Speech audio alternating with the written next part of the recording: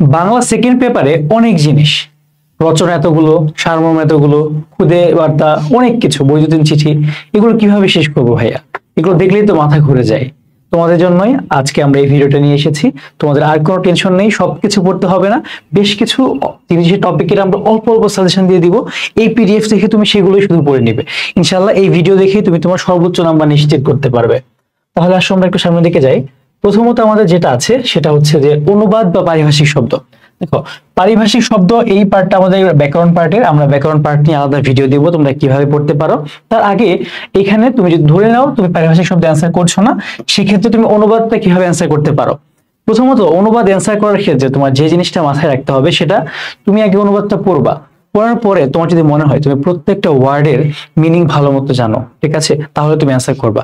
But তুমি meaning ঠিক মতো জানছো না, ঠিক আছে, তুমি মিনিং জানো না, তুমি ভাবার্থ জানো, সেক্ষেত্রে অ্যান্সার করাটা ভালো হবে না। বা ভাবার্থ কখন অ্যান্সার করা যায়, তুমি ধরো যে ইডিয়মস বা যেগুলো প্রবাদ আছে সেক্ষেত্রে তুমি ভাবার্থ অ্যান্সার করতে পারো। কিন্তু যেটা একদম শব্দার্থ করতে হবে, সেক্ষেত্রে তুমি তুমি যেগুলোর মিনিং একদম ভালো মতো জানবা, শুধু সেইগুলারই অনুবাদ অ্যান্সার করবা। তাছাড়া অনুবাদ এগুলো কিন্তু বানিয়ে দেয় না, ম্যাক্সিমামই তোমার কমন পড়ে আমাদের যে বইগুলো আছে ভাষা শিক্ষা বা অন্যান্য বই যেগুলো আছে সেগুলো থেকে তুমি এই যে আমাদের যতগুলো আমরা সাজেশনে দিয়েছি, যেমন শহীদ মিনার নিয়ে একটা আছে, তারপরে ফ্যামিলি নিয়ে, patriotism, good teacher, books, Patriot, বাংলাদেশের একটা ফ্রি কান্ট্রি বর্তমানে সেটা, দ্য এয়ার অফ এডুকেশন, দেন হচ্ছে man is architect of own life, ঠিক আছে, লিটারেসি, এই 10টা তুমি পড়ে যাও, ইনশাআল্লাহ এই 10টা থেকে তোমার কমন পড়ার চান্স খুবই বেশি। যদি কমন না পড়ে সেক্ষেত্রে আমাদের ব্যাকআপ হিসেবে তো পারিভাষিক শব্দ আছেই, বাট আমি সাজেস্ট করবো তোমরা পারিভাষিক শব্দটা ভালো মতো পড়ো। এটা তোমার এইচএসসি এবং অ্যাডমিশন দুই ক্ষেত্রেই খুবই কাজে লাগবে। ওকে, তারপরে আমাদের টপিকটা হচ্ছে, দেখো 8 নাম্বারে যেটা আসে সেটা দিনলিপি বা প্রতিবেদন। দেখো, দিনলিপি বা প্রতিবেদন কি, তুমি এখানে প্রতিবেদন লেখাটা কিন্তু প্রসিডিওরটা একটু টাফ, আর দিনলিপিটা প্রসিডিওরটা ইজি। কিন্তু তুমি যদি বেশি নাম্বার পেতে চাও সেক্ষেত্রে কিন্তু তোমার প্রতিবেদনটা লিখতে হবে। কারণ তুমি দেখো, তুমি দিনলিপি লিখতে যাবা, তুমি কিন্তু এখানে খুব বেশি নিয়ম নেই, বা তুমি খুব বেশি টাফ না, জিনিসটা জিনিসটা কিন্তু ইজি। লিখতে তোমার ইজি হয়, টিচারও কিন্তু বুঝতে পারে যে হ্যাঁ তুমি সহজ অ্যান্সার করেছো। কিন্তু এটা কিন্তু একটা ভালো ব্যাকআপ, তুমি অবশ্যই দিনলিপি প্র্যাকটিস করে যাবা। আমরা কিন্তু এখানে বেশ কয়েকটা দিয়েছি, অবশ্যই আমরা শুরুতে প্রতিবেদন দিয়েছি। প্রতিবেদন দেখো, আসলে এই ক্ষেত্রে তোমার মেইনলি তোমার নিয়মটা, লেখার নিয়মটা পারাই হচ্ছে মেইন এখানে, ঠিক আছে। কোনটা আসছে না আসছে সেটা কিন্তু এখানে বেশি ম্যাটার করে না। তুমি যদি নিয়মটা লিখে রাখতে পারো, তোমাকে আমি যে টপিকই দিই না কেন তুমি কিন্তু সেটার উপরেই লিখতে পারবা। সো তোমাকে আমি সাজেস্ট করবো তুমি হচ্ছে প্রথমে নিয়মটা শিখবা খুব ভালো মতো। আর তোমাদেরকে আমি একটা জিনিস বলি, আমরা ইনশাআল্লাহ বাংলা সেকেন্ড পেপারে প্রত্যেকটা টপিকের ধরে ধরে আমি তোমাদেরকে ক্লাস নিব। যেমন ধরো প্রতিবেদন লেখার নিয়ম, দিনলিপি লেখার নিয়ম, প্রত্যেকটা জিনিস তাই ক্লাস নিব। সো সেটা নিয়ে ভয় পাওয়ার কিছু নেই। কিন্তু তার আগে আমরা সাজেশনটা একটু দেখি। এখানে তুমি দেখো দ্রব্যমূল্যের ঊর্ধ্বগতি, তারপর হচ্ছে নিত্য প্রয়োজনীয় জিনিসপত্রের দাম বৃদ্ধি, সেম জিনিসই মোটামুটি। ঐতিহাসিক স্থান ভ্রমণেরটা, এইচএসসি ফল প্রকাশ, এরকম যে আমরা লিস্টটা দিয়েছি, তুমি এই লিস্ট ধরে ধরে একটু সামনে আগাবা এবং সবগুলো পড়ে ফেলবা, ঠিক আছে। প্রতিবেদন এগুলো পড়বা তুমি। এরপর তুমি যদি দিনলিপিটা বলি, আমি দিনলিপি আসলে ওইভাবে সাজেশন দিতে হয় না।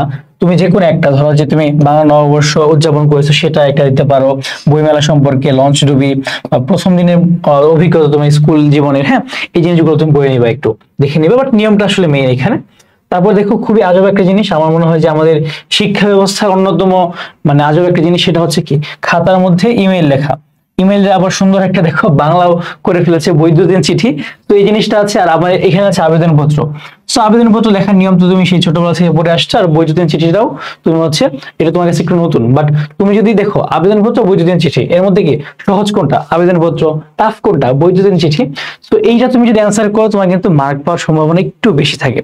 টিচার দেখবে তুমি আসলে কিভাবে লিখেছো বা তোমার কতটুকু কষ্ট হয়েছে লিখতে, টিচাররা কিন্তু তোমার কষ্টের ভ্যালুটা দেয়, ঠিক আছে।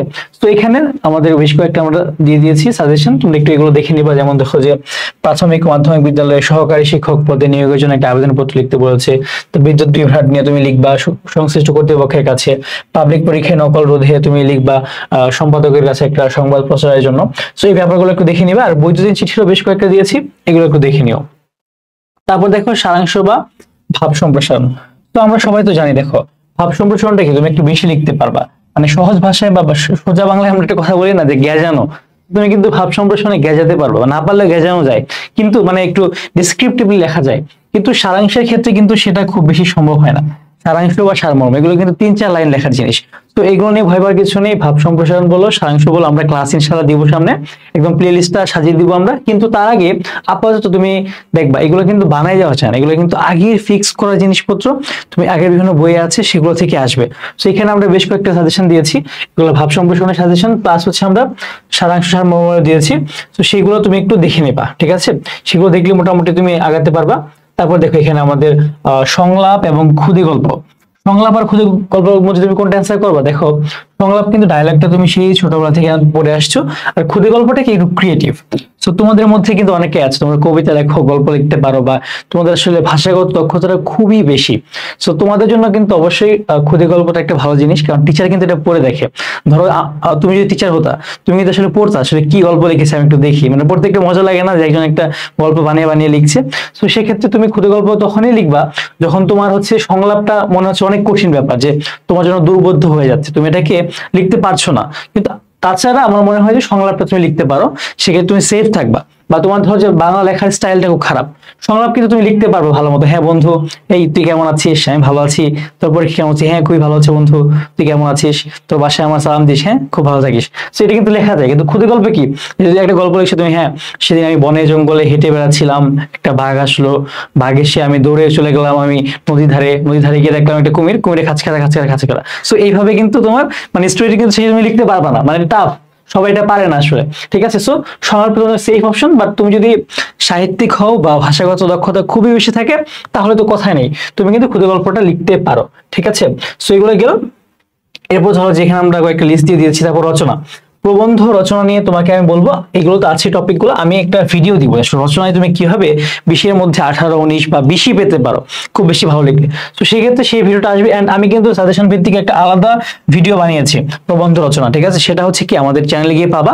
আমাদের তুমি যদি ইউটিউবে দেখো তাহলে তুমি ইউটিউবে তো আমাদের প্লে লিস্টে পাবা, আর তুমি যদি ফেসবুকে যাও তুমি কিন্তু ফেসবুকে গিয়েও কিন্তু পাবা, ঠিক আছে? এটা গেল। আর হচ্ছে আমাদের সামনে যদি একটু মুভ করি আমরা, দেখো এখানে আমাদের একটা পোস্টার দেওয়া আছে, সেটা হচ্ছে ভার্সিটি বিজয়। তোমরা এখানে অনেকে আছো মানবিক বিভাগের, এবং অনেকে আছো তোমরা সায়েন্সের। তোমরা কিন্তু বিভাগ পরিবর্তন থেকে বিএমএড পরীক্ষা দেবে ঢাকা ভার্সিটির। সো সেখানে তোমাদের জন্য আমরা একটা বেস্ট কোর্স নিয়ে এসেছি। তোমরা অনেকেই বলতে পারো ভাই এইচএসসি পরীক্ষার মাঝে এগুলো আবার কি। সো তোমরা কিন্তু জেনে থাকবা যারা চান্স পায় তারা কিন্তু আসলে এই টাইম আরো আগে থেকেই তারা প্রিপারেশন নিয়ে রাখে বা একটা প্রস্তুতি রাখে।